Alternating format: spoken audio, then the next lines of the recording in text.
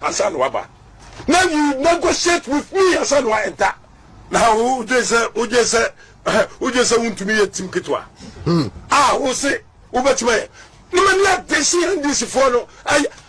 Na me no ya na this for to make us obi to be no opa na mo munye omoye one na ye do me Wontumi de oboa Wontumi mi nsro na problem run na Wontumi mama se me nu mi anu gira ho ya fa so da fo di wachi na hwesa me wachi me a say me ba ya na dwuma yi we will push ubati a pushing Wontumi now even illegal legal no what is the difference the pickups mama now who's say the other year me no still I mean that's who hold me captaincy say I'm still remain as a captain no like I say me ba contact mining me guru na matwa no ye na me akwa hu me who's me who your president to cry now ba national security for no more negotiate with me Asan Waba.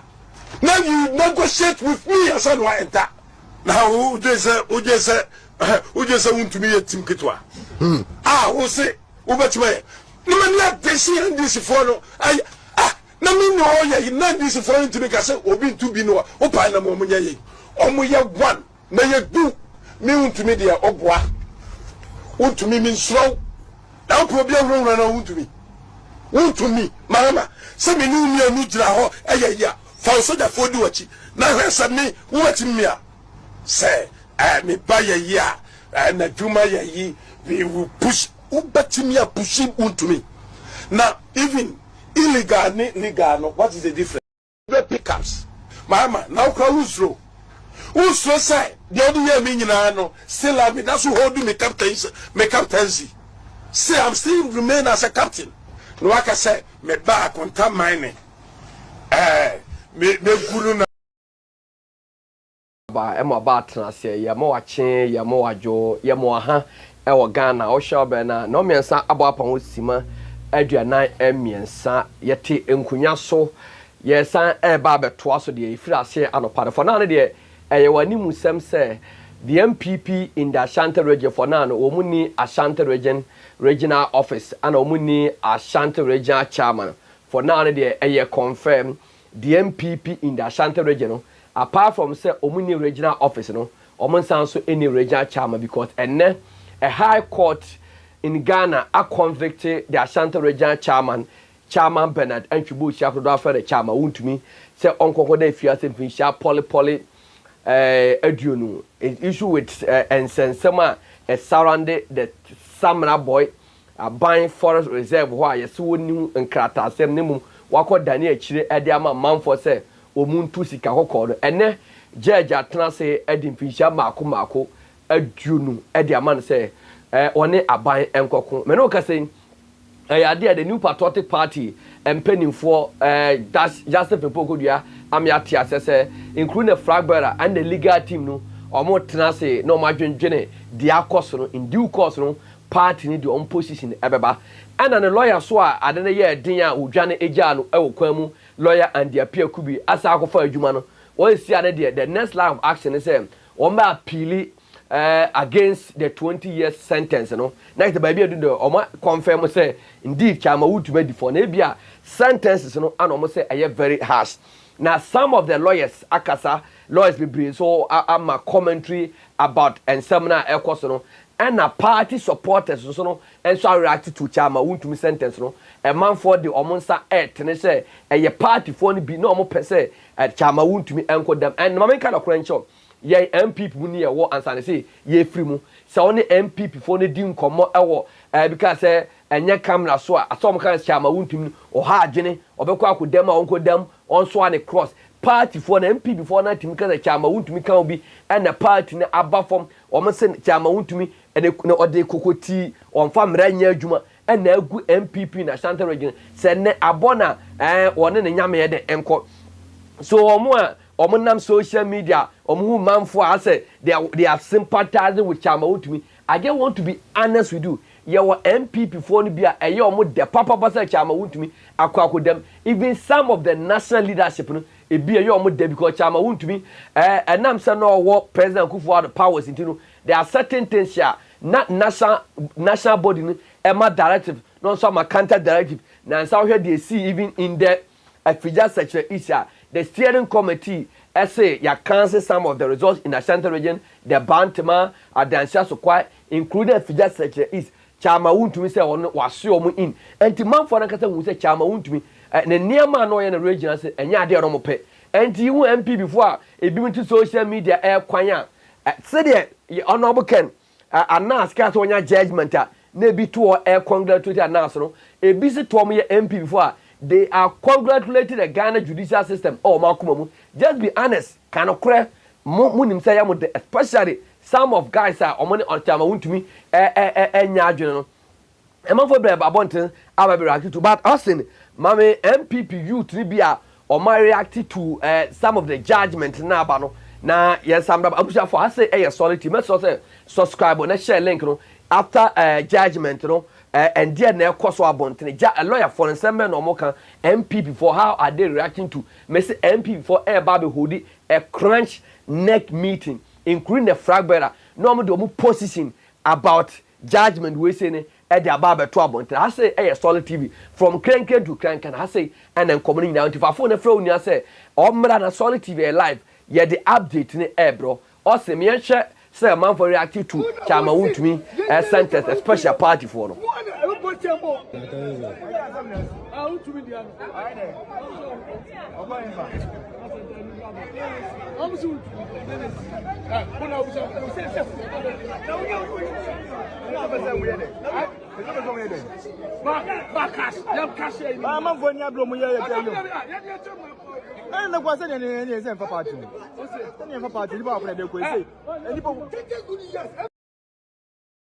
Officer the chairman itina ombeso mu change ultimate tuma me say omo de go tun say one prison bia ye beto abana ma the chairman na command wo ho we are not afraid of NDC today not tomorrow I'm telling you because muka galamse amuka ho asem kunanado maye no wo say ma sami jafi enko no and now mo tu galamse omo kwakọ bia galamse bia no hwe nipa 8 de wo ye some no mbodua no meboa say Nyankopon kum nanado ne nkrofo ma ne obomu 8 wu ye e wo sa plane crash mu because of the same guy say we are not afraid of them today not tomorrow enu tie catch on place say no to omotata Wontumi a omomo mpa 2028 is there Ghana yes e twa mu nkofo ho kire mu niema boy dey yento nkofo ho kire mu look at what is going on anom ka se obi so ma na Dabi Wontumi no pa mompo san say dem de go she prison Ghana for beto member chairman woda okwa no koso the chairman na ye be sure say be because Wontumi wo owo 20 years experience in chairmanship for NPP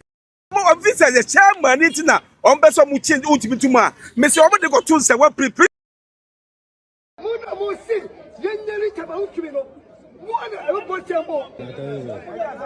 Wontumi dia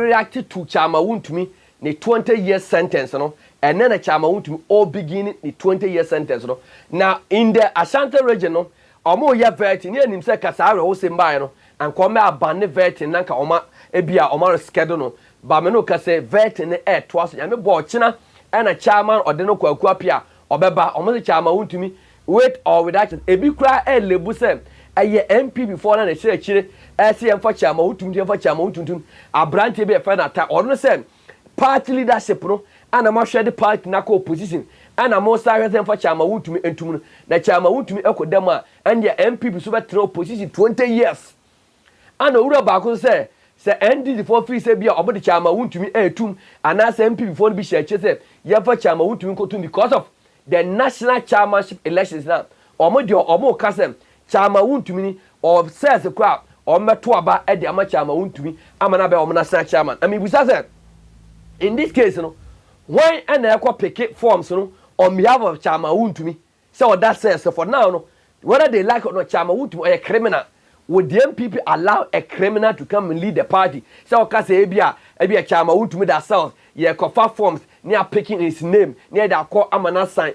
Na party ni ebesha obi a ya convicting on because of some criminality say on member lead NPP and the aya sensible na say me dika kan no sentence na ba no aya dia a lawyer phone bi asate kasa dia phone key person lawyer and the appeal could be also about be say aya dia o me reveal o me appeal of the judgment na the abano they are not pleased with it and Chama Wontumi some of the lawyers be so about Bontaba about also before they go and the appeal court mama some of the lawyers no so almost about react to judgment about e be say even no more expect say Chama Wontumi say court be found guilty sentence almost does too much and kaja papa na enter so but in this case there was no way papa no be to so now say judge no be to so less than 14 less than 15 they be at the least 15 years still a kameka say harshana and between 15 and 20 and the difference is just 5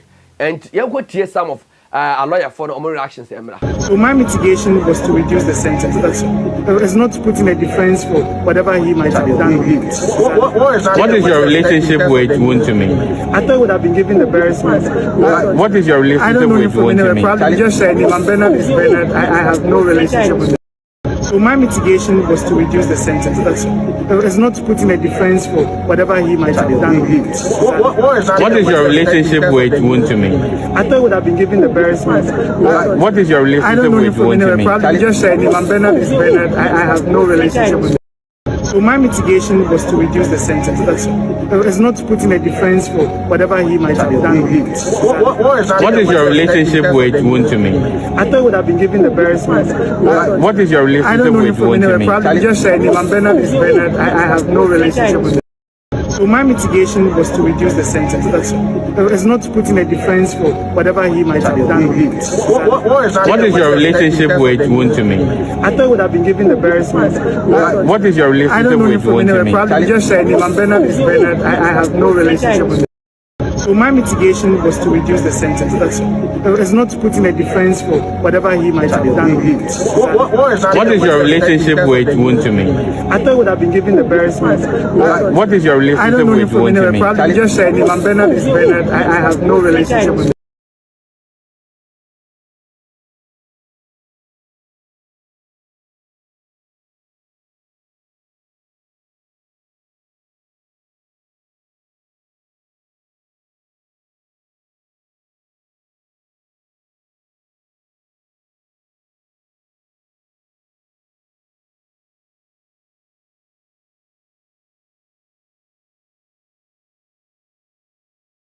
So my mitigation was to reduce the sentence.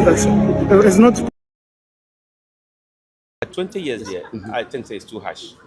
Right. Yeah, too harsh. Too harsh. And American, minimum so. But the American say 20 years, too harsh. But the Americans at the appropriate time to see Timinya a copy of the judgment and can kind. Who reasons here? Ujina Swa or man is 20 years now. And I used to do my son ever can find. But I think say where a case here. Appeal, but I don't think that the lawyer and the Ujina Homano, big jai case in the same contrasa, obey a baby. I think that will be bedroom and I think 20 years here, I think it's too harsh. Right. Too harsh. Too harsh. And American, minimum so, but the American say 20 years, too harsh. But the Americans at the appropriate time to see Timinya a copy of the judgment and can kind. Who reasons here? Ujina Swa or man is 20 years now, and I used to do my son ever can find. Chama Wontumi sentence no ebi say na omo de na omo mitigation ne say omenya say sentence will be reduced but not say ebi akeka say eja no utie lawyer Ben Abdel the former offensive South member of parliament also akasa was say sentence na ayade emu odu too much Chama Wontumi now de 20 years e de aso no enya de obetimi aso but the woman yan said MP before no started kasa was saying we will work to secure presidential pardon for Wontumi, former Ashanti Regional NPP executive team. The first vice chairperson of the New Patriotic Party in the Ashanti region, Kwabena Nsenchie, who is seeking re-election, says the party will work tirelessly to secure a presidential pardon for the party Ashanti Regional Chairman Bernard Antwi Bosiako, popular known as Chama Wontumi. If delegates give him another term, that a month for starting so at the campaign. Kwabena Senche so at the Ababa Tuja say, Senyame Buana say, ye to Abamano, na say NPP delegate to Abamana. Adia also bet my year at the Abua Chama Wontumi NPP na Santa Region said. On the President John Dramani Mama Bekasa, na Watimanya presidential pardon at the Ama I can't say Chama Wontumi. He said a month for campaign. Babia akwakoduno na lawyer and the appeal kubia on the Chama Wontumi enam na on a static case from the one aye che no ekodu se almost static case na nkasa wadi akire aye cross examination ebe kan say judgment da no ade a eye nimguase no oseye na eba na wotwe no free mu wababo ntia ba be kata no wose se si ane de Chama Wontumi asa instruct on lawyer and the appeal kubia or abandon Chama Wontumi kwamuni say or kwaye appeal emfa emano. So the new update here everybody say Chama Wontumi I instructed lawyer and the appeal kubi say one year appeal emano ni ebusa say aso Chama Wontumi onsuro lawyer and the appeal kubi ana because lawyer wono wonam na mudi asem na akogya wasi kwantifi na enne de o say instruct no say onye appeal from ebra even na ono na mabonte no edu kwan mu mo gya ho ese wontimi ntoa so eyanim guase neba na wo hyem na wo instructing say wonye appeal from no eyade appeal ebeye in your interest anase ebeye den so news eba eche say lawyer and the appeal ku wo se Chama Wontumi I instructing say wonye appeal ema no adama mo anya ntia say eyade a nipa ba ko so wono so aspire to become Ashanti Regional Chairman so e dey atuja say ono so no oba try say obetimi ape presidential pardon e dey ama Chama Wontumi and one of the convener oye anti-galamsey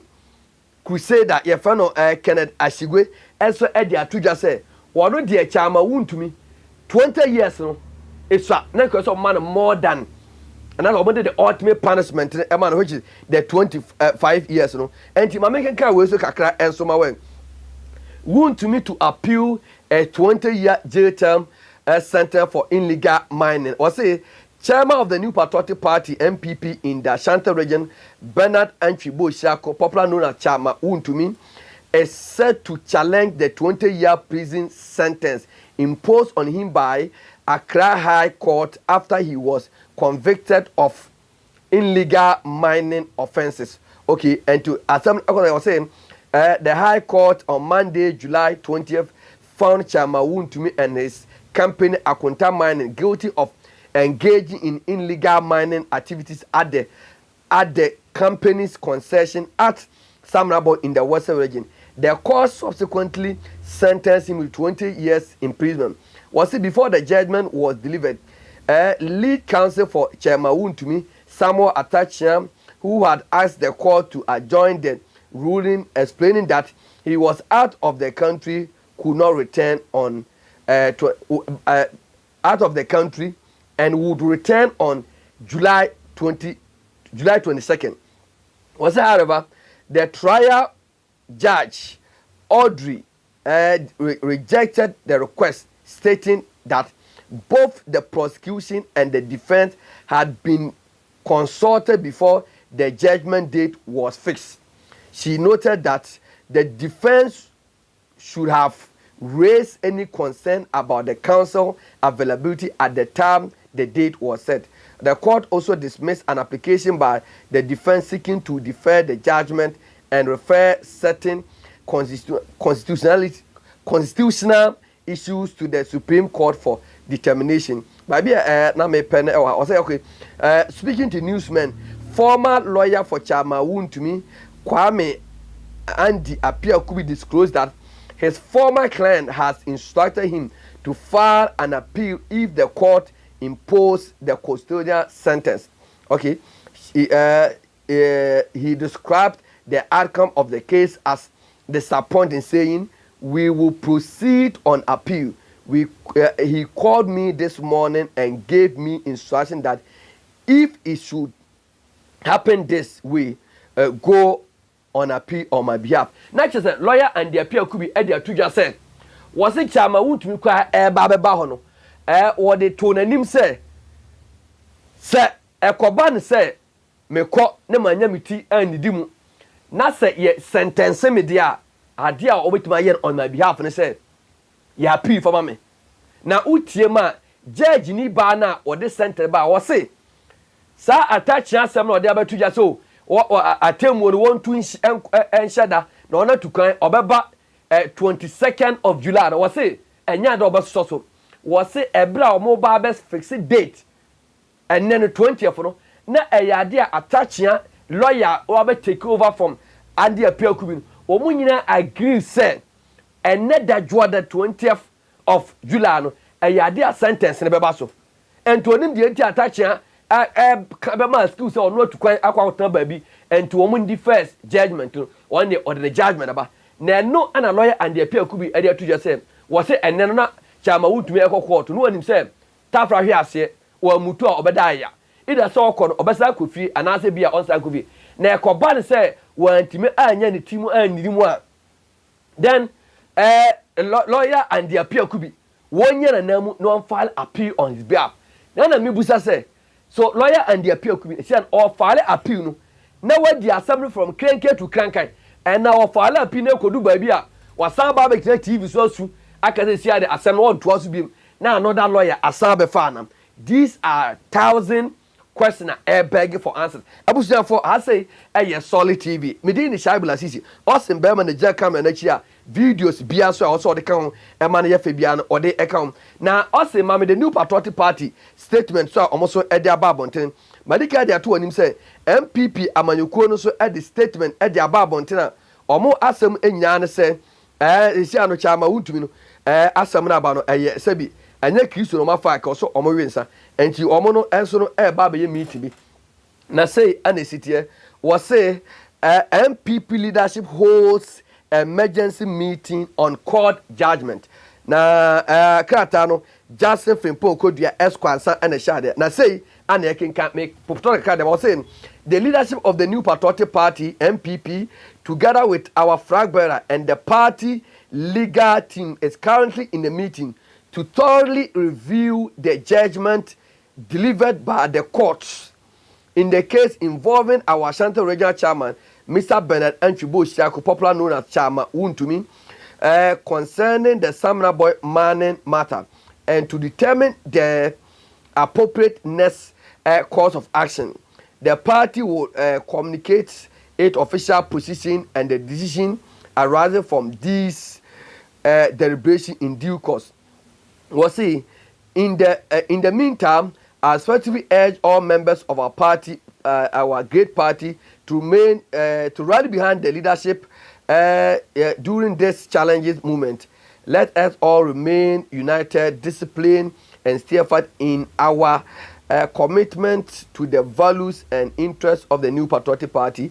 Thank you, Justin Fimpo Kodua sign. And the Ababetu Jano. Abusia for the new patriotic party among you kone at the crater at the Abab Montana. A corner church for Justin Fimpo Kodua and Sasha and now Austin at the Atosum.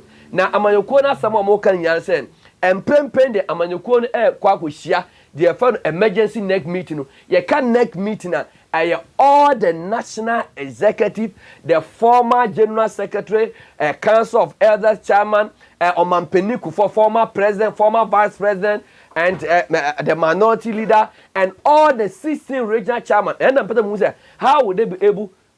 Okay, how would they be able to convene an emergency meeting about say the regional chairman phoning Yababa? No matter what can I say. Asema about the sebi a serious case and aba and all my person o meshia no margin jono ho na hye om kwa hye omne amanyeko ne Frank Akwani Dr. Alhaji Mahmoud Bawumia and na kwa hye ana afeso no amanyeko no om legal team om hye emra so edema amanyeko no meshia na judgment na aba na temu na aba no om atena se ahwe se loopholes be no enfa tokro be no enfa na betima fa na apie na afeso no omo so de omo ensusuye omo adwenkyere so e de aba na omo koto ase amanyeko re kitafo nyina se ba bi adu no Omonfa omunyansa omumpa ebo nyina fanta amanyoko ni penfo nchi na penfo ekosi gina ya ebetimi abo amanyoko no we say e new patriotic party general secretary enadaba enche amanyoko ni se omo eba be ye ensem nhyiam enche omo ba be ensem nhyiam so omo ensem nhyiam no so ba key few informations no ya de ebetu ya abusafo I say solidity mamenko America tom na mini minua abeku from the King Jesse TV and common King Jesse TV akwaba yeah minua sabu na design boko na also ya mi adum we the bay Ghana first esi ala meka say arahosem ana asi ofie ntemo abrochi amo abrochi ni arahosem ana asi ene say NPP for chairman esi ala arahosem ana ato NPP esi oba in Ashanti regional NPP omuni Ashanti regional office ana omun sansu eni chairman emprempra mane aba no arahosem pa anya kristo na yafa na ke o se we nsa pa because amanyoko de say NPP omuni party office ana omun sansu eni regional chairman enti arahosem na mo America mo ti asem na say na musifa no Shabu medal say na pay yenso na me hwe o asa na me ye me morning show okay me wie enti me pk feed ni bia na arahosama should be arahosam Ghana as a nation not MPP okay if it's MPP for I expose Ghana okay say yama yosem no sabin prediasa yes so chronoso and we are okay say obiti bonia and say emra bia ni niti na ya toye wan ma wi asese oman no ya lawlessness and it is very sad. I am very feeling shame to be a Ghanaian at this critical moment, especially when party more sorry say omodo omun same kodan UN ni make bi mo na what could UN akase officials ni bi atomra edi oman no ni sika akwaye omo apede edi eje japade amom ho na yache wo mo a mu kogina say UN emeku bi mamo chale me this assumptions no chale say yeniem bi ntem awo amayosam NDC MPP ho a nka nchirimba be hu say omo ankasa brabo no ekujem dada na ni na yenda nyame asese mprempren omo aboa expose omo ne obrabo omode Ghana enam so we dey bunu wo Ghana mprempren and you are so happy following NDC MPP in this case asama evidence kuna wo party koye press conference wo say wo munipa no even though we oman ayese nso yenye be poagina ade ye ni pesi wa yensi yetiase ewe ni wo mu shabu me wura ho say me wura ho say nipa ba ko etimi ayade affect oman so can you want to make cases in na so okra one case quite me affect kromu because na say ensuo toy no the whole samrabo of over 15,000 houses as a major yes ama court twan kwan the fasam no finding it difficult to bring judgment nipa ba ko me reporter kasa wo Western region or say ne brother eko two guarantee o mochi odem 3 years ono de ye chi no wakodem 3 years and you osuma won kotu no and so split sika and ya mama so sem Ghana and we are okay with that attitude and they save no mo ata ho kwanya ma ekobe afi na the case ba ko yetimi edi evidence aba party mo a asoro say press conference almost over almost ko UN akwede na your friends national organizer said no ekugina say omuko read letter omudo omu cases na ekoma UN say UN omaya de maye say Ghana or UN run Ghana maye say ayentimi mbu man IMF ne bu man maye nti enya won say enya ya sem bro so when say Kennedy Japan keeps on being vindicated every day and out nipana onya no no asem bi o kan ye bia on say ebuetia party no na mebo King Jesse TV bo am say mo de matna America ho ene America na bra na abo say America politician bi edi bone na se bia ne ko gyina mra ni mu a do you get members of his party so meba say bi abeta akire say party na ka so beba be state on position say nipa no waye bone but indeed ye nja anama no Shaibu obi ani sa time no omo ankasa na apart from say yeah politics na ebia oman aye party we na was so ye bia ye no say wudi bona mra na chewa they understand say law is working nobody would dare go see your support you nipa how there's a clear evidence obi any time obi enu wode no ho beba for katase na proye emra ni di wedi the politics na ye no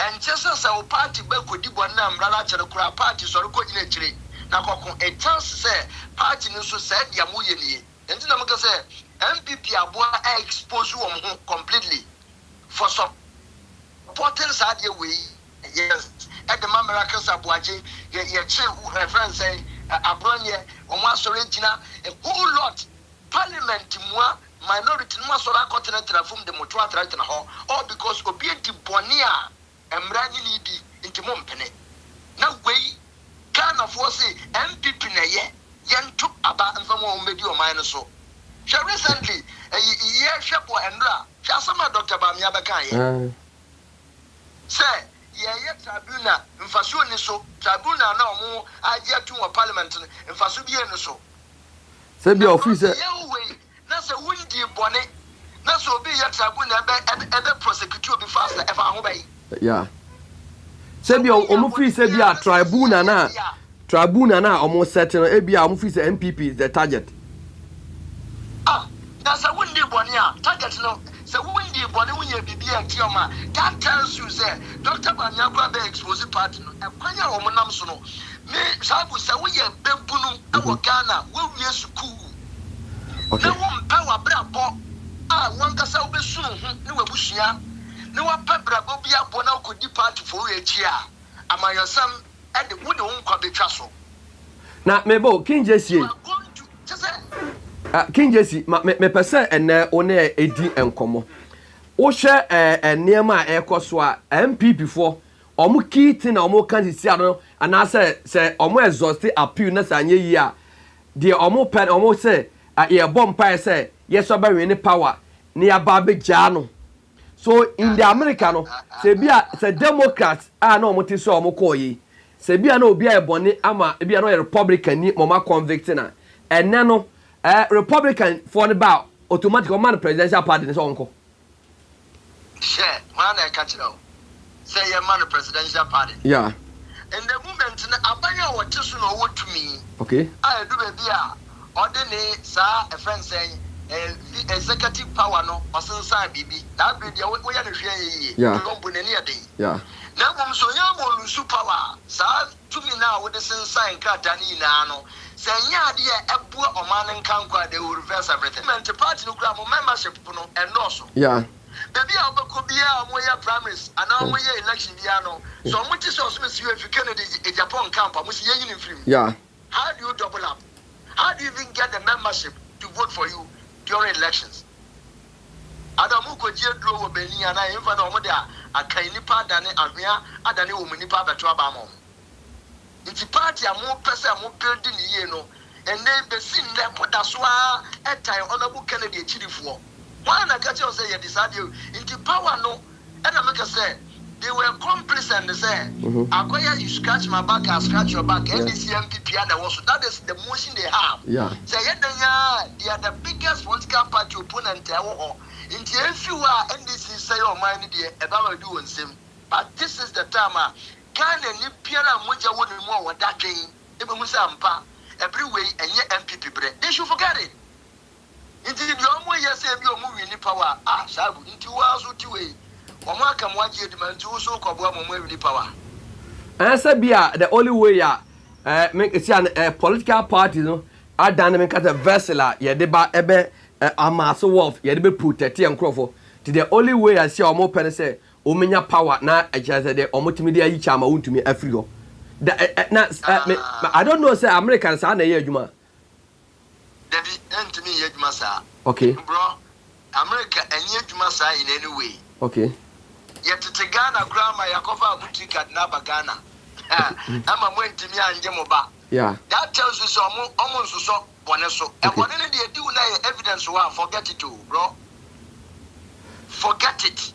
In this year ready say Yabama Yamra Aye Juma. Not the fear see ye crash it or for buy it. A list of booklet. Corruption or almost say it. And you have been about Coupe. If you are saying the judgment out. So it tells you, say, no one come on, what did you want one thing? Any phone soon come up your money here. Okay. In the cases never go back, compare Wumpo and what judgment now be. How many going in Sana this first judgment ever? Because the one answer is Siano. I can't say. Well, another case is so our time I can't say Tano Numeri Forest. And also Ekunko. And I see our quack with them the play of bargain. Obeyers came for Ediatria, the play of bargain, no. And it's one intimate tria so they are meaning the Ezen Bank case is over Koso. Shabu, we should forget it. NPP are growing on Moody. Say, yeah, and come once Mujina Sampa. Yeah, this year, no, now so evidence in a clear with one month and Cochrane convey sympathy. Okay. Than to stage a press conference, Mukako fight here. And no, Mbeya, and Quebec, when your public sympathy Sampa, NPP cannot press. He said, the woman say, and ready do I do. Yeah. With evidence there. Say now they are reasoning and excuse my language to accept the truth in governance. But the Omu they are dismantling the party. Now we are Utah. That's how do who Kurema. Now what book coach I share about tie come on now chrono show pocket. They say oh yeah crom for how a ferry be a nim Emma Chabu. Ferry nim Emma was had your way home.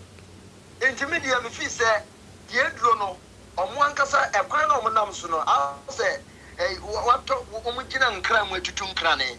So the resource everybody na Tamachi party no. No one here CPP crab Afro Ebedu when him can. The Biomukande they should not think say only the bigger minority in tea. You can the womb. Intermediate dear baby Shabu. Am I higher Hubebri? Okay. So MPP per se Ghana for Jomudia. Okay. When you want to be verdict into Akuma Pimangas Ampa with the evidence or Mahama, why are the Omo Mahama Basso? Now, who a runner could be Yara Mahama Temno, just one why Yabua. Yeah. In China, your evidence reporter went to Mijina TV show Casse, or Mampeni Mahama, Afi Chirako Wariki, Nano Pukwajimai. Yeah. And then to Nano Pukwajima Sabi. Vice President to one who tears answer me. Send on Hobayano. No, also, no, Bawa for so. Oman Penny Mahama, I feel chili, the Yera Lord Yama Melodina, and Comacacha or Baya, Mahama, Lordina made Wahamano. Inti Mahama Mujanimu. Attempt the no crowd, Mahama, Onoana, Sabin Producer, also, yeah. But I attempt the Edin Paco Tank, went to me, Dicam Quadada. Okay. Into with all this is no. So yeah, oh my God, for me now say what's a shame uncle baby. And sir, and NDC TikTok abiso kodi ba omi atem so much no. Omo yina only evidence and I feel no dey nice for ma. You be sampa ye be sanitize system no. Ama abua obi anya sade a e be crop for the job. Okay. Can you see? Okay. Ebi anu na ma edi embrasudie ebeba Ghana. Okay. So what is so be in discipline etna social media edi di atem a hunnim faso a yemfendi obia ebi obia besuro. Wakosay o manager pade wo de o ma onsabo o man sikem na mra na chiwa mo hini ana minister na sofo bia mechire enko ochina metre ho a shabu mi hu o manager pade na me konkura mesuro. Na MPP we don't know.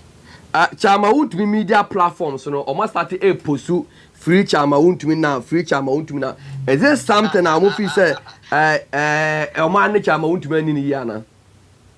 Sir, we all know Mudidi. Okay. If you are Mudidi in CDR, that is what they will do. Okay. But then Kusiaga, because they also accepted omo boss in a good faith I do baby omo company ade omo boss ayen ye kura no be defend ye yeah say betimi a they should rather speak kasa ede mobro baba beto aban nya sympathy because omo nsa na edwuma e na omo so na omo nam so didi said ya bi omo edwuma enko obo so mo nya lucky na se e close ni companies ni amu kwatena fie sa de omo ye no mo nyai okay na mo mpeka se bia mo banga se benya sympathy amom se edwuma no mo mfima ebetua moka okay se ni platform atomra na se e ho na mo didi nti mo be support mo boss a it will be very sad for them okay nti shagu e ho de aba ne se no obi abesu but we should let emraye edwuma. That is what Honorable Kennedy preached here said.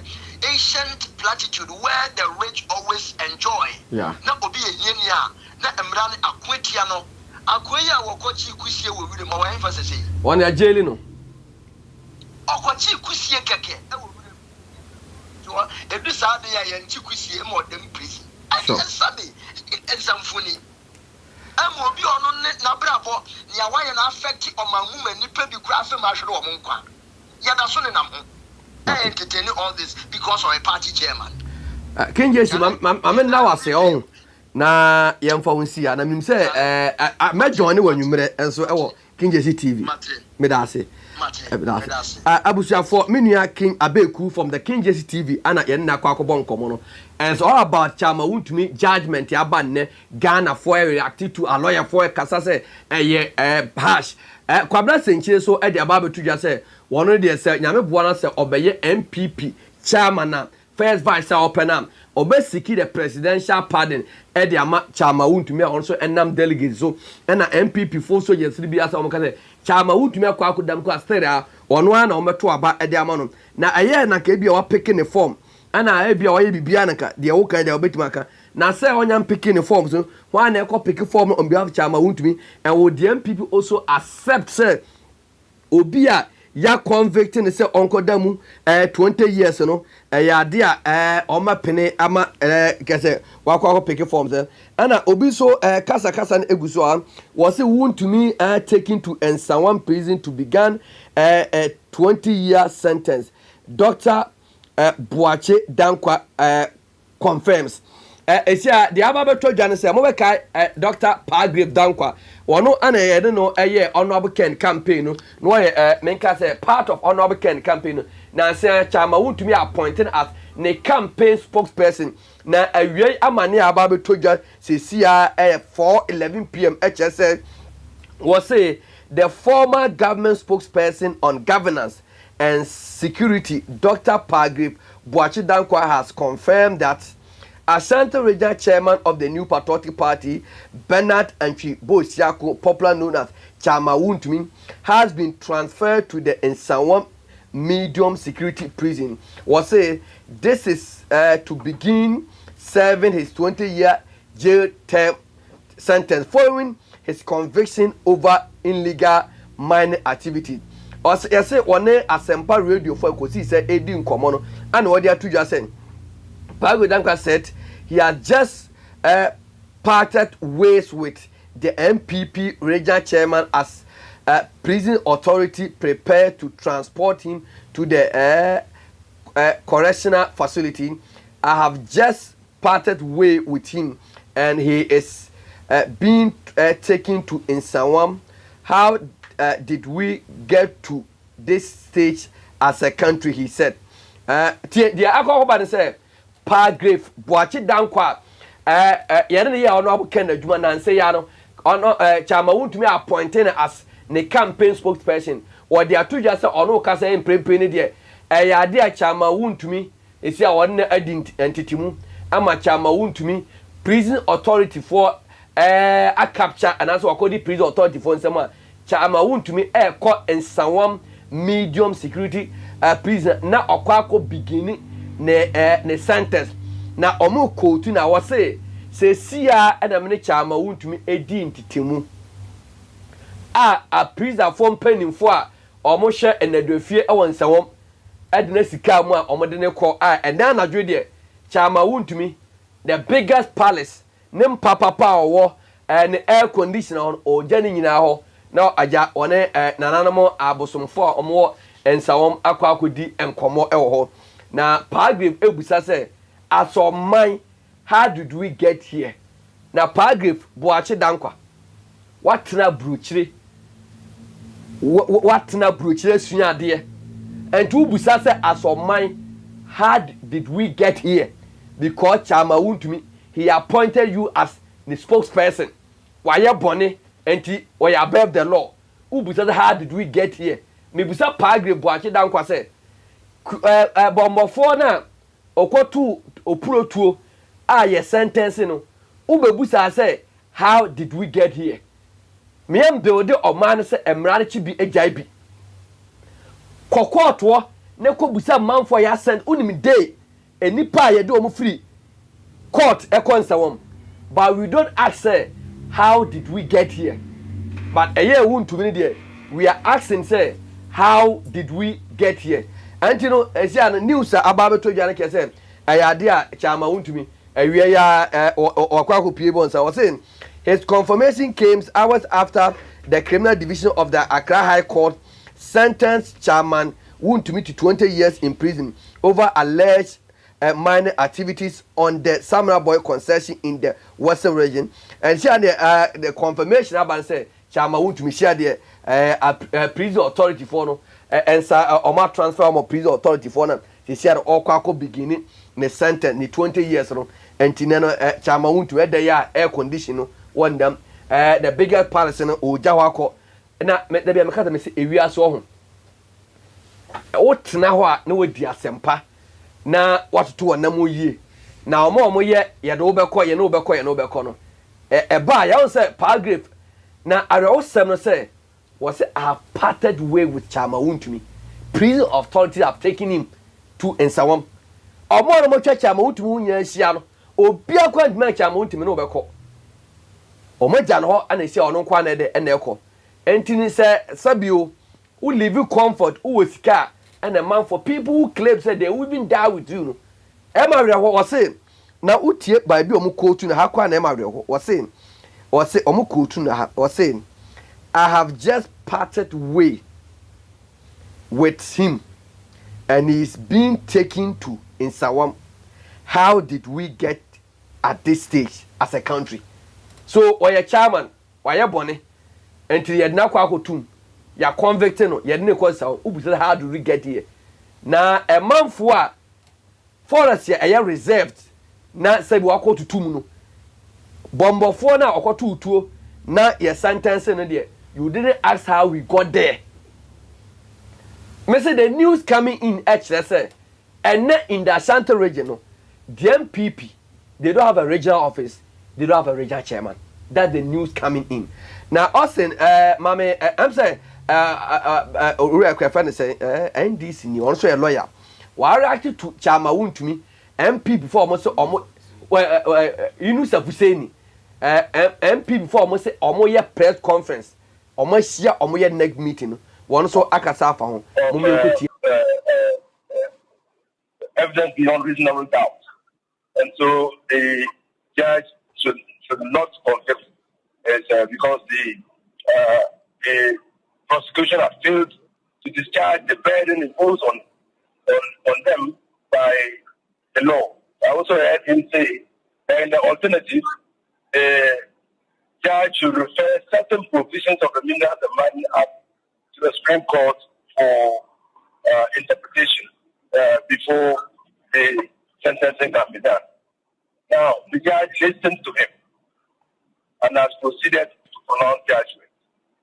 What is left for counsel for the accused person is either to appeal against the conviction, and if he is convinced that the conviction is proper, to appeal against the sentence if he thinks that sentence is harsh, or to go for judicial review and to say that, well, because I have escalated the matter to the Supreme Court and you have proceeded to deliver a judgment in this matter, you risk being embarrassed by the Supreme Court if the Supreme Court interprets the provisions in a way that doesn't criminalize by the activities of my client.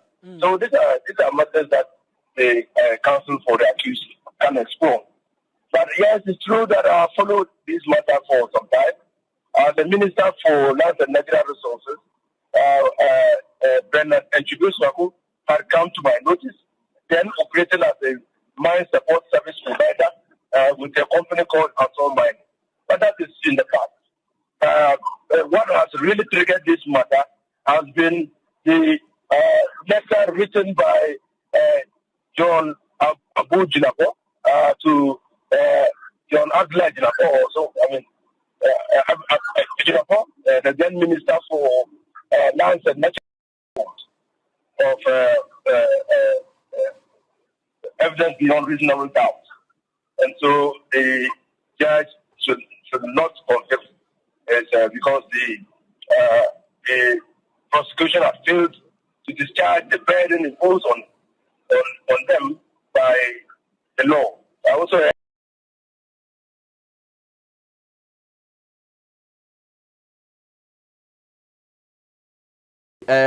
lawyer ni and also say sabi NPP for meeting na almost almost cause on to almost say now share even Samuel boy case na ya dia Samuel Abujina pose last me catch ono kwambo obe kan say chama Wontumi ye illegal mining na emom President Kufuado and then obe save no but now he couldn't save him. I've just been joined by Morgan Owusu ono so no oyensem training ono so no basa isusu ya wodi eche Morgan akwaba Shayu meje oso na mpomboko ready adum esi amane aba beto dwane se chama Wontumi ya transport no amane bo amane is different from amane bo amane chama Wontumi nya amane onya amane yes by obi a wo tie a omo fa ho de amane bo aba beto ya ke se si ade ne aid ake se wona party we share ohene ba da bi nya ohene ba ye fa no agree watch down on or appointing as the campaign spokesperson or say one of the timu a omo de ne ko nsa won na the timu ni de oye de ya be de timu shaibu akoye se wo abusuam na wo de hie bia wu na aka wakoma okay ye nyampagya afunu no a me ne ubeko efunu nam kwan so ko nyina me ne ubeko na oka okay na yenya ekoduru asiye ho na se osofo ebo ne mpa ye wie na se ye lowa eye casket no e de ko grave ni mu a afi me no be kofo ni nyina wonte omo nka bio de omeka ne se oni nyame nko nti ye wo kwan bi wo ho a wo ye den shaibu onko na betu sa kwan no se bi wakoye bibi na emransa kan se udofo bi wo ho se den obi opo asem edi se den bi obetimi aya ne se obawa ibo chidom na emom eba se ye kase seedi a ode ne kra ne kwa enye yie se de obdehie bi wu a untimi ene ne nkwa amrem na emom ye ka no sa pepepe enete na shaibu Morgan before okay ya na kase yenhwe eye untumi nsemi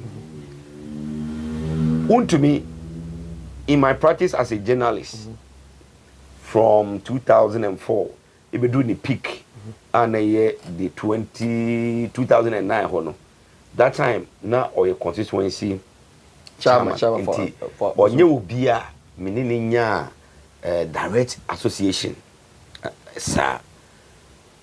But yamra and some as Ghanaians want to know. What do you know about Nsema Esino? And someone Esino, your forest. I was summer boy. Okay. In the western region. Okay. Now, sir, forest here you can once me. You discover no 1940. Summer boy forest. No. Yes. Discover. Yes. 1940. Okay. Now 1940 no. Na Ghana. You were European developers bia. Na omone Ekubi and from United African Company UAC. Okay. The UAC there. Pennyfo kakra mo Ghana ne there. UAC no more stores. UAC no more stores. Okay, yeah. Yes, no more stores ne yema. Enti omo baaye no no mo si no. Omo pe baabi a ehwo dwo baabi a wo kama pa na omo seti omo business. Okay. Inti omo de helicopter. Okay. And nam ewie mu anu ko hu eh baby wo pa si a eye kama. Okay. Ah ne kama na eye ne de ma ne ye kama kese pa eye nnua bi a it is African timber any plywood. Okay. A obinya no wo sa forest ni mu. Okay.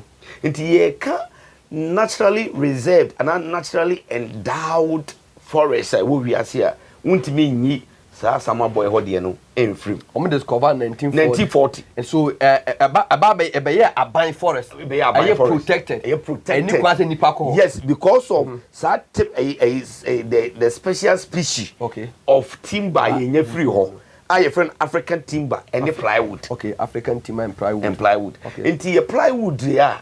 Ye nyina ye see dan a ye di ceiling. Ye di ye niema hodo no.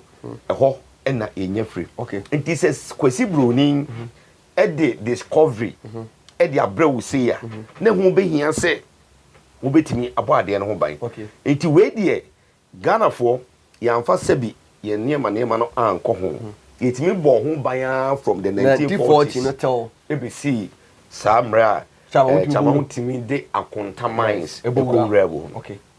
Enti wo hwemu a ajapade a ye o man na ajapade a ewiase afa na nyina gitum enam sa two species ya yenya free ho nti nti se wo titumi ehye wonsem na ukobowura sa forest wa na je so se Ghana Morgan Chama Wontumi has been convicted now dia na wo se ye forest commission adwumaku a yaban amom kwaso mo protected na o man protect o man nipa illegal ene Wontumi ko yenim se forest baby a reserve baby a you want naturally difficult to find species e wo bia no agudie to so wo yeah enti ene ya Chama Wontumi sabi wode mra hye ne nsem enam se na ban wo so ekobowura ho ekoye de wo pe no ene de ono no mra ne de ne ko na de mi busa ane de wo busa me kan bi atoso ne se ye beje di se okono e ho na da ho ana anaye won crofobia ombekwa kofa kuntuna se eso bekwa kwhye no those who were supposed to protect the place mama akwan ma Chama Wontumi ko di bon cross abon say you can say has shura then you also have to make sure say obi bia or sign krata because Wontumi ko gina aye asem dibia no onu no kirem say ye man to me krata so won fa nkowuram aye friend the mining lease but mining lease ni krampo no mu hwehwe mu no court nkirem ne kire say na fake enti ho de e bia yentimi mfa sobo enkobo say shaibu ana Morgan ne court na ho no ko science akrata no e de ma Wontumi na emom se mo a o manager pade mu na no se mo hwe so se de wo ka se forestry commission na mo tena ase e ma obitimi bowra mu dia ene sa amre no empanyimfo bia na omoye adwuma e wo forestry commission ho no sa mre no Wontumi timi nya akwan kobowura ho no o se timi frɛ omo na omo so timi yi nsema no. Okay, good.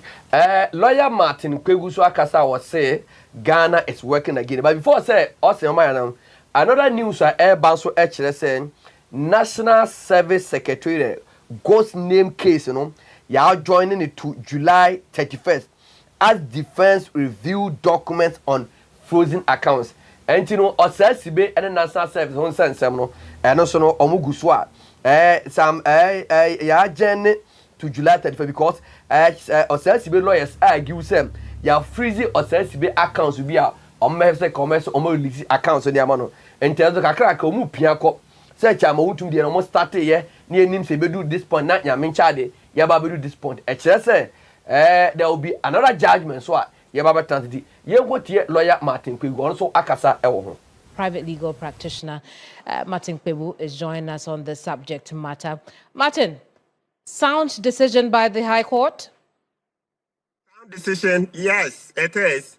It's a sound decision, without doubt. I was in there, at least I listened to the judge for at least 1 hour. I was in there for more than 1 hour, but I had to go do my other cases.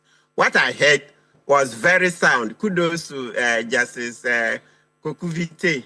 I'm sure she'll be one of the next candidates to go to the Court of Appeal. She's been in the High Court for long. So we hope President Mama will look favorably on her and send her to the Court of Appeal. She's done a good job. Look, it takes bravery, eh?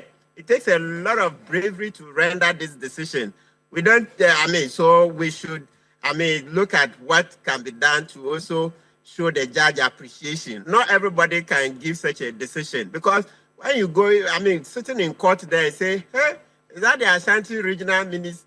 Listen, you see, I'm even saying minister. You see, Chairman Wontumi, at a point, they were calling what? He said he was the governor. Though there was a minister, he said he was the Ashanti governor. And you know what that meant. You see, so on the ground, he wielded a lot of power. And yet here, today, he was in the dock, and Justice Audrey Kokuvite was reading the judgment. Then I felt that, oh yes, Ghana is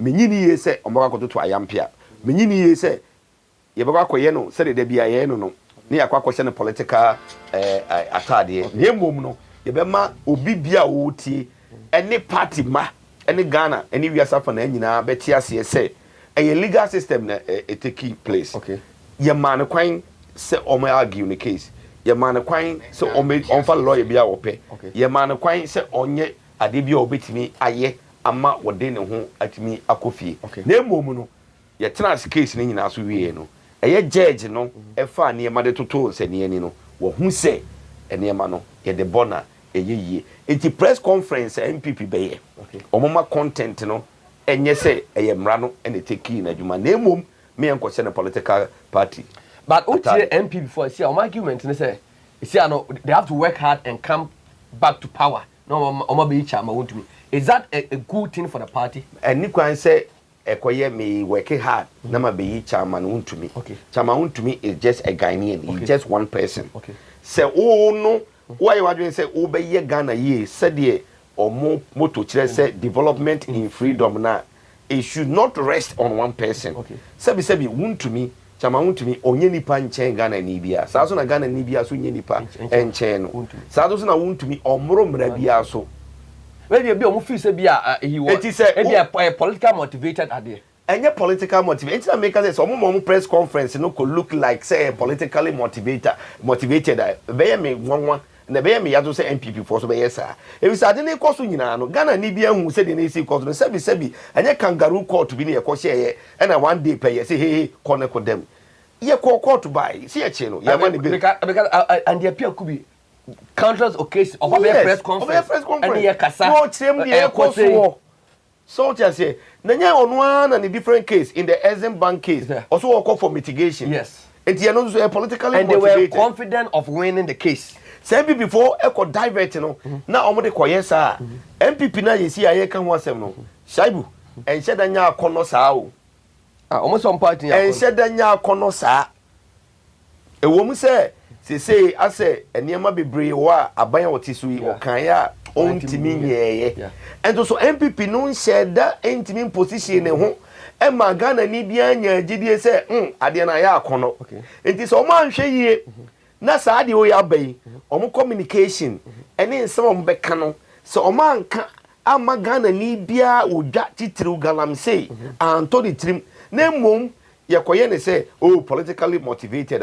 omo akona na omo ho nya sese no wan hwe kura bi ba sa beka ho okay because ye won krofo bebre wo ha Wontumi ne nya so omo tan no personally o na mom ne niam bia o ye no me maka no wafidie we so da say Wontumi ne kasa ne ye before the 2024 elections it took a lot of votes from the NPP especially in the Ashanti region me per se say nye bibia e bia nka NPP ne kwana na nka bia ye associate with it because of ne nye bia na okeka mama ka ba ko nkyerɛ okay nye ye nti kroma se na Wontumi betina eye TV so ebe yi gold bars Sadi no nko na oye no woni metan e de bre MPP woni ahia e man MPP ho ho ye e wa amanfo because that time was the time na amanfo ho kire wo mo a day in and day out ni ye to niamam no e bo otimi ko busa sugar ne e be one hour na e be 700 wo be fresh wo say busa bi na ko na 900 that was the time no betna radio so be yi e ye sa gold ne kire ensi ho ye nyina ebe kai I have my kingdom. Yeah. I have my kingdom. Yeah. Wan kwanya asem kra wo be hia. Yeah. Nye otumfo nana e boni dia na ya sorry. Enye ono na empese obetwetwe nsemu a kasa asem we no. O kaza na ke asem papa. The biggest of all. Ye maami Jeno Poku. Yeah.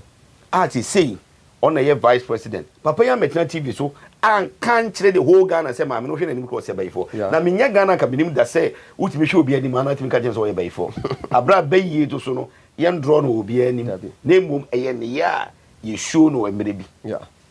When na we nyina wo. Na sa ne no we no wonnim nipa do a o te MPP do efiri wo mu. And what of President Akufo the factor because with that Samuel Boy no the then Minister of Lands and Natural Samuel Bujiapo cited so omo ye illegal man President Akufo said they were not doing illegal man and then they are converted Chairman Wontumi.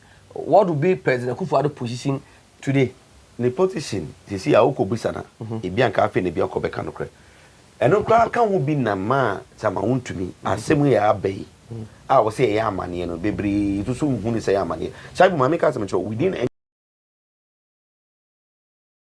some of them are happy about what has happened. Oh yes, oh yes, because bebrene hu ne say Chairman Wontumi ne ye eni ni suban bia oda na di eni okoso dan na di no the biara da a obeba be kasa biara no ma NPP ho ye hi okay and minister ankrofo no eto so ya adwen though say enya me de so obi kwakodam because say ne say me ye de me kwakotum a me nya sure say ebeye me ya me ho de na sai bu so wotia enya me de ne mom nipa no ne ye bia no wo ye no ne ye ka ho asem say enye especially when you say wo case case no a travel through the system enche kra no ye be ma judgment na onam asempa na o grande interviews na upia one ya wo ye say wo tafre form why you say there are some gestures and there are some mannerism ya e manipa bi hu ye nipa bi wo hin okay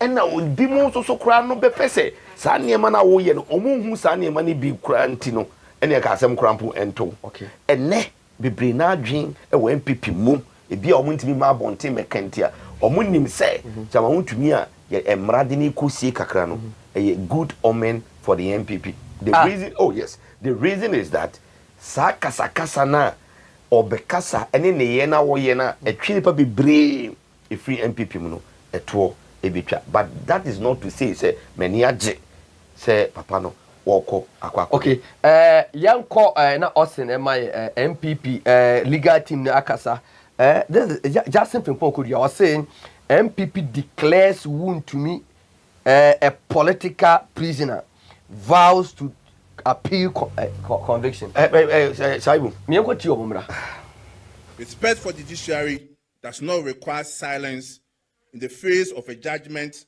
that is fundamentally flawed. Our Constitution guarantees every citizen the right to disagree with judicial decisions and to seek redress through the appellate process. That is precisely what we intend to do as a political party. Ladies and gentlemen, it is our considered view that Chairman Wontumi has been convicted in circumstances where there was no evidence at all to support a conviction in respect of the offense for which he has been convicted. It was never disputed that Chairman Wontumi lawfully acquired his mineral concession. It was never disputed that he lawfully acquired his mineral concession. That fact was established and accepted before the court. The central question was whether that concession had been assigned or transferred in violation of the law. It is our respected view that no evidence was adduced before the court establishing any such assignment or transfer of mineral rights by Chairman Wontumi. The prosecution could not produce any evidence to show that Wontumi had assigned his mineral right. Instead, the conviction rested on assumptions and inferences which, in our view, could not amount to proof beyond reasonable doubt has taken place. A troubling pattern is emerging in our persecution. Attorney General Office, etimi ka asem emane to asum se Chairman Wontumi se bi no ni nkrata se obetu se bi gold o ya sase so eno enya ade a court no edi akyinie enti a kire se Chairman Wontumi no okrata eman ho kwan se obetu efom agudie asama court no eka ene se omugina so a omode Chairman Wontumi akotwe aban kokom ne se omo se Chairman Wontumi krata na okra na emrem no ho kwan se obekra sa krata no ode sa krata no ama obi se onfa nkoye adwuma abra lance minister ama approval sebi enche se Wontumi okoye galamse efi se title na okra no na emrem na edimu boni aban ne kaso waye ne se o se Chairman Wontumi de ne krata ma obi akoye adwuma aban na mpren so na so so court no prosecution and man respect for the judiciary does not require silence in the face of a judgment that press conference on my almost position on judgment. Almost they disagree with the judgment, just like Nanado said it in 2013 election petition. Saibu, Morgan, NPP, medical kind, when it comes to said democracy, when it comes to the legal system or the legal practicer, you bit maka somo ya manyuko bakwa, e koma dumo skopa. They say, oh pebe amanyuko bakwa lawyers won party through pa and NPP. Now even Justin Kodria, the general secretary, he is a lawyer. Judgment by and he had the full judgment and kind. Now the essence say what he is referring to as a legal document, you know. The judge say it was fake. Yeah. And why didn't he address that? He wants to console the party supporters. Fine, you can do that. But you know, say you will put up your supporters, no, said the beya or money down, said the beya or mon petaman Wontumi asemno or mon koye motomoto. Embom and kokano say we a political prisoner and now we a political sentence. That is I only where I have a serious problem. You know, yes, I can say before a press conference, no man could look like the normal thing that's you know krumha. So I seen be aba yan can the import of it, you know. Now you question a political attack, you know, and webinar wakwakoye. And it's unfortunate say a lawyer is leading or reading this statement. That's the party's position. The party can have a position on everything. But as a lawyer, you cannot run away from the party position. And he's saying, say, they will appeal. And that is the duty of democracy. You should go on appeal. Appeal biya obekobiano. You have to present fresh evidence to support your case, either as a defense or as prosecution. It's any problem. But about now, say, okay, appeal. Me of our country say. Dear Nana, Kaosa ye at the High Court now 1 year. Obeko appeal. Exactly, that is what I'm saying. Say Obeka say, as a momentum was intimate, say a could Timono. Not just say Shaibu, what Nasia could you dream, what could ya at the full beer, a yard dance dear, bit more bow, amwa can was a me. Ye nim say, Oko visa. Yeah. Na yan for visa na mawa, embezi beer be mau quine say, me decision ye, one me nyadria. They appeal. Yeah. Now, what did the same documents in a copy? Obeka to say this is in a bar earlier on. I have uphold it. Yeah. So I say, it is a appeal no more. Nobody will stop them and nobody will have any qualms. But the better me say, so what did the same evidence now they call here appeal media? The decision of the High Court will be sustained. Okay. Unless I would the different and better evidence further and better particulars and how they call and sana sebi bia judge no I'll bet na case so be say a high court di no e bia or a in delivering the judgment. Okay. And I make say yeah the kan you the full benefit of reading the whole ruling, but the kind say that title the general secretary is referring to no the judge stated that it was fake. That is one point of it. And the second one was that say Shaibu na beje to me krata say okudijuma DBC na yenim se nkrata mu no enimre mu no Shaibu din enna yedi aye enti Shaibu din yedi aye dia na je Shaibu ye ade bia ene emra na ewa ade no ho no ebo abra ebetima hwe Shaibu na yetimi de Shaibu afa emra kwan so. Enti asandefo say ana kanfo say I can say the born into a teaching or something. Yeah, the born into any teaching. Born into a teaching. Yeah. Now what dear ye to make crata, ye dear mawa emremu and in cratemu, ye nim say a chama Wontumi. Not chama Wontumi de one pe. Ade adena komo. Nipa ba kon efe akwe sapoma.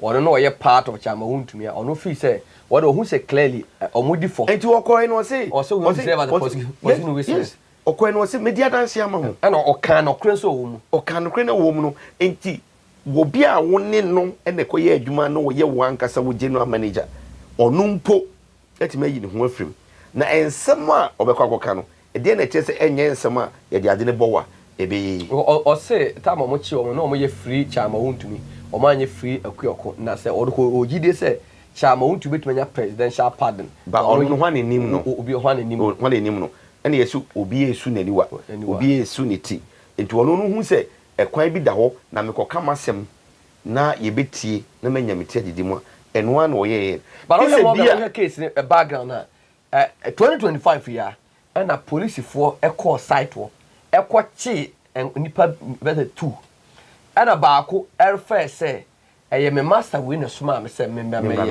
ana ono so reka se chama wontumi ana ne sa concession amana se omunya adwuma yeah jaibu ye beba de wo kana so ye mra sa transfer of the title of the document em say mre mo friend no transfer of deed so se bia me makoto ade jaibu me makoto ade na mbese me de mawa o se me mitimi ko the commissioner of oath and say mitimi ko omo minimum maranim na omo prepare document bi ma me say ade we ya me to free jaibu ho no me de sa ade no so mo bi foforo enti na ye toka di okofa card fra brochure by no to am obi foforo e de na so ye okoye change of ownership na je se mremu no sa de kro no ababedi wo nsem eni se BBC wo ho a enya wo bio enti mremu no also ye sa de no na se chama wontumi anye sa de na che se okuta de na eye even the legal document na kra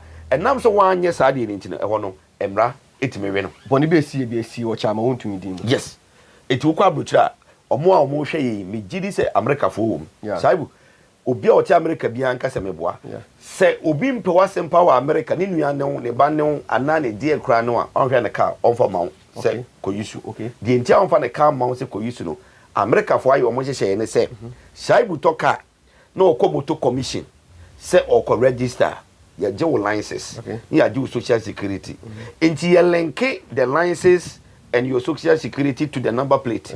It is a shaibu de kanenam, na or run traffic light. Shaibu de kanenam, na or call MPH more than the required MPH na.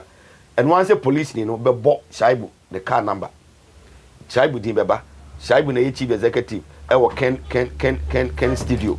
Say the beya, say take it and what's the brewa, ye the bebro. It is the bema me madam for shaibu. No beba me ho America na me de ka ma shaibu say shaibu ntinem me fa ma no because say bibi kosia me number plate ye ba me details na no e be yaba enti say me ton car ma shaibu a uni de wo say me and one say me two me number plate no na me ni pa kro ne commuto commission na ya kodi adanse nyina wo mu say ma ton car no de ama shaibu enti say shaibu na e be the new owner na motor commission for na de shaibu license age ne drive ne social security na omo de alenke number plate de ama shaibu na shaibu age e de aba be boka na ho enti se Ghana ha wo to car na number plate wo ho no na wotima na wo twie no the intention and the idea behind it na kire say time bia obi o tika mu bia no o se hwe no information a o se nya enti se on chama wontumi e famra kwan so mpo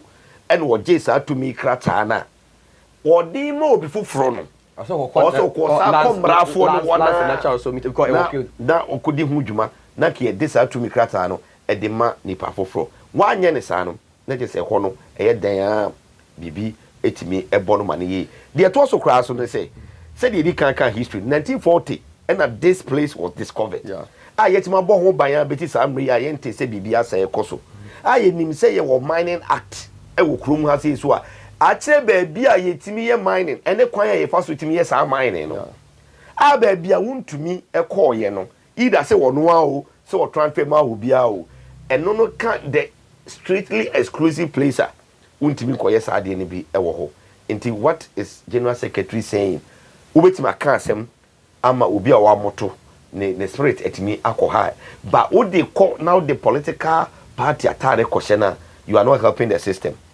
ene yenim say galamsey ni bi so koso other places abaya woti adwam akonwa so se wono no entimi afamra na anya adwuma na nyakopon boa na se NPP dabi mo ba eno ane se moto so nipa bia o ho bia ono so kodi boni bia no na mo so na mo dina begina emranim na de emra ne be ye no na nyina ye but the moment obi sabi obey bibi boni na ye de ne famra kwan so Ghana fo nyina esu Ghana fo nyina kasa said the way a galamsey esi say you know one we dachi shaibu ye nya de ba kokra fa nya nchirima no ene yesi leg busontwe ene yesi galamsey atiesi ne ba bia e koso kakra enti ye mane nkoso me gidi ye se ade na asie no me de emra no ene ye de ka asem se de esi kofa ye be si ye ne ye de ka mimi hu ni se we betimi aboa ama obi a ene wo se ono so na aban ba ono so pese okɔhye ba bia eni kwa so okɔhye na okoye galamsey no ade we be ma ne ye ma hye no it's a political in power no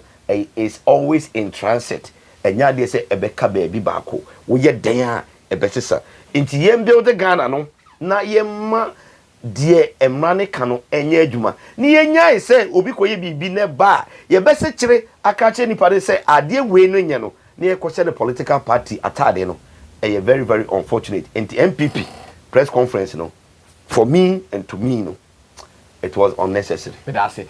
Morgan Usu and our tenant committee in the Shaibula CC, Austin Bema and the Jan Camera Chabusha for about 5 p.m. You'll be see a young watching, you'll be here.